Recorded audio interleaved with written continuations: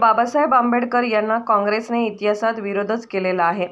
त्यांच्या विरुद्ध गलिच्छ राजकारण देखील काँग्रेसने केले। राहुल गांधी यांनी परदेशात आरक्षण विरोधात केलेले वक्तव्य हे पुन्हा एकदा डॉ. बाबासाहेब आंबेडकर यांच्यावर असलेला काँग्रेसचा द्वेषच प्रदर्शित करत आहे।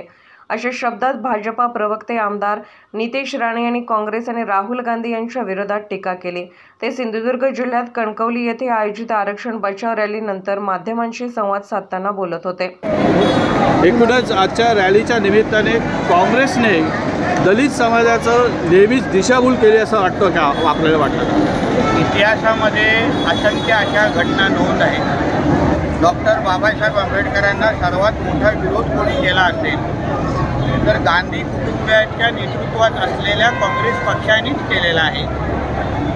डॉक्टर बाबासाहेब आंबेडकरांच्या विरोधात घाणेरडं राजकारण, खालच्या पातळीचं राजकारण कोणी केलं असेल तर ते गांधी कुटुंबाच्या नेतृत्वात असलेल्या काँग्रेस पक्षानेच केलेलं आहे। आणि ह्याचे असंख्य उदाहरण असल्यामुळे आज जेव्हा राहुल गांधीजी आंतरराष्ट्रीय पातळीवर जाऊन मी देशामधलं आरक्षण संपवून टाकीन असं जेव्हा वक्तव्य करतात तेव्हा त्यांच्यातल्या मनामध्ये असलेला डॉक्टर बाबासाहेब आंबेडकरांबद्दल द्वेष हा परत एकदा देशवासियांना दिसून आलेला आहे।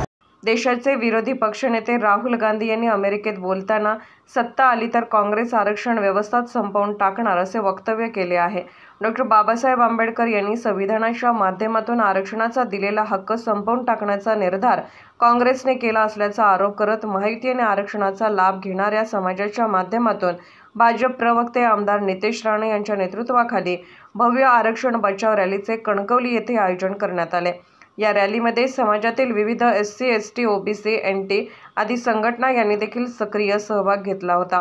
कणकवलीच्या वेशीवरून निघालेल्या रॅलीचे शहरातील छत्रपती शिवाजी महाराज चौकात सभेत रूपांतर झाले।